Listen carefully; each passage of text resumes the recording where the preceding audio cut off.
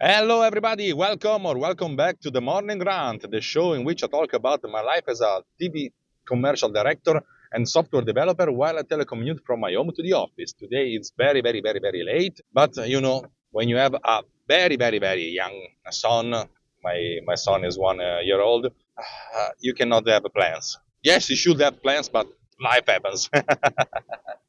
So today, very short episode because I want to talk about the next version of a transcriber, which will be available, I hope, when you will see this video. It will include a lot of little announcements. The most important one is the ability to use the large language model version 3 of Whisper. I have to talk about this feature because you can say version 3 is better than version 2. So let's use a version 3 forever and ever from now on.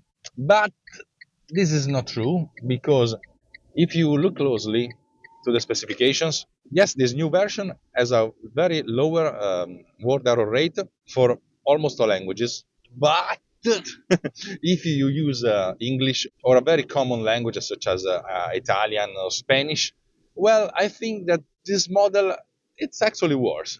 So this brand new version will include the ability to use both version 2 and version 3, and I suggest you to test version 3 before using in production because I think that version 2 is way better for Italian, for English, for Spanish, and I didn't have tested other languages.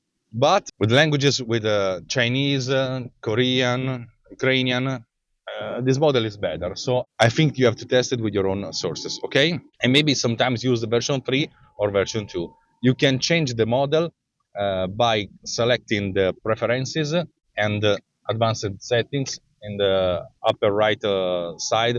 There's the ability to select the model, and also in the main screen before transcribing, beside the button transcribe, there's a little text indicating the model.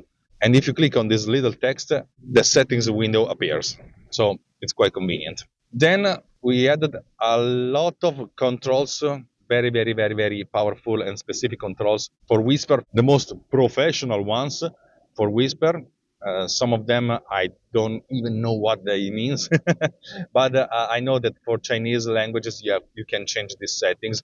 I will give exact definition and specification for whoever asks me what put on these settings. But for almost everybody, you can easily forget these settings because they not affect you. Then I added control because I had a person saying to me, "I have a problem. This software doesn't work because if I use this specific video, it doesn't transcribe anything." So I asked this person, this customer, please send me the video so I can check where's the problem. And then I listened to this video with my headphones, and I almost immediately I noticed that the left and right channel were in counter phase. And so if left and right channel were summed, the result was a very flat and null audio. So the next version allowed the user to select joint channels, left and right combined, or just the left or just the right channel in this kind of situations.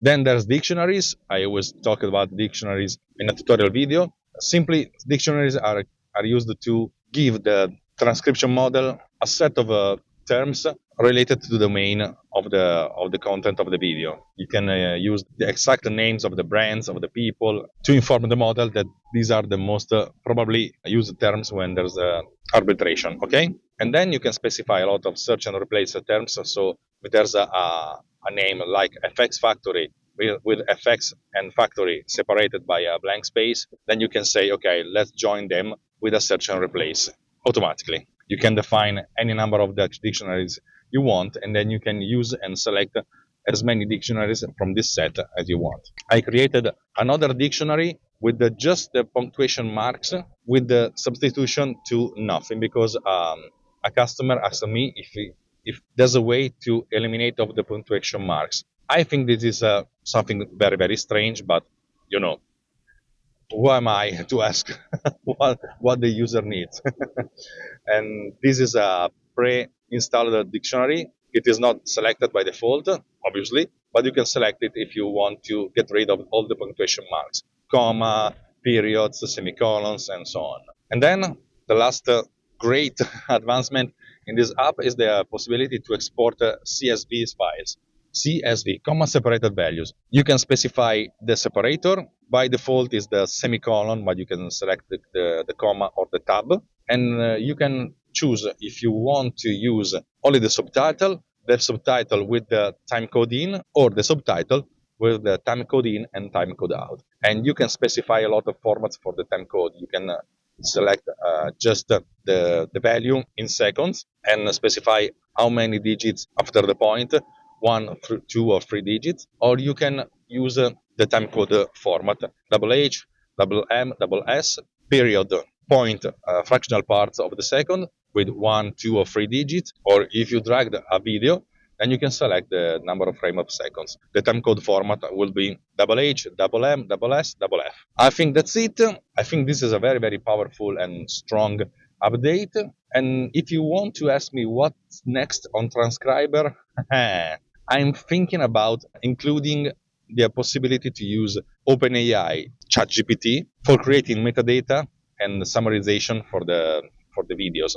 And so you can automatically create a catchy title or a YouTube description or a summarization of the video of the content. And this is very, very, very, very difficult to do, and for two reasons. First reason is that there are a lot of languages. I know that ChatGPT, GPT-4 can handle a lot of languages, but you have to specify this. And then I have to create a lot of prepared prompts to do all this kind of things. And so I think that the code base and the database of these prompts will be very, very, very, very live, continuously updated without updating the app, but just updating a database on the cloud, and refined and fine-tuned for specific needs. And I think that the user should be able and will be able to add its own prompts. And the most difficult part is that OpenAI is not free. ChatGPT, the API of ChatGPT are not free. And so how can the user pay for this? And I think that this time, to give the user the possibility to use this very, very, very strong power, the most easy thing for me and for the customer is the possibility to add their own API key. And so there's the direct communication from Transcriber to ChatGPT, and the user is billed directly. I know that in this way I cannot make any penny from this, but I'm slowly creating a very strong e-commerce engine to handle pay-per-use. But it's not something that I can sell right now in weeks or months. And so this particular feature can be give away to the final user, to you, to the customers, as an experiment, just to know if this feature can be useful, if this feature can be okay and can satisfy your need. And so maybe in the future build another product or another service around it. I already use ChatGPT to create metadata content for these videos for the Morning Rant show. And sometimes I say, it would be very, very cool if this thing can be automated. And so cross your finger, maybe this kind of possibility can be out in a couple months. I think that's all for today. Thanks for watching me. Thanks for being with me while I telecommute from my home to the office. Today, I'm very, very, very, very fast because the traffic jams are over around Milan, because it's very, very, very, very late. Everybody is already in the office, and I'm running like a Fast and Furious to go to the office and get my first coffee of the day. Just another stuff. If you think that you have an idea or feature improvement or something new that can be added to Transcriber, please write it on the comment below, so everybody will be happy because I can produce more content and you can have more features to Transcriber. As all the YouTubers, ring the bell to be notified, click on the love icon, and blah, blah, blah, blah, blah, all the stuff that make this channel very, very powerful. I don't give a pineapple to what happens to the channel. I just use it to communicate. This is not content marketing. This is just me ranting about a lot of stuff. So, as always, as we say in Italy, ciaone! It means a very, very, very big ciao, but this is not Italian. It's just something like a street slang, something that the real young people do. Nah, it's something used by the boomers. Bye!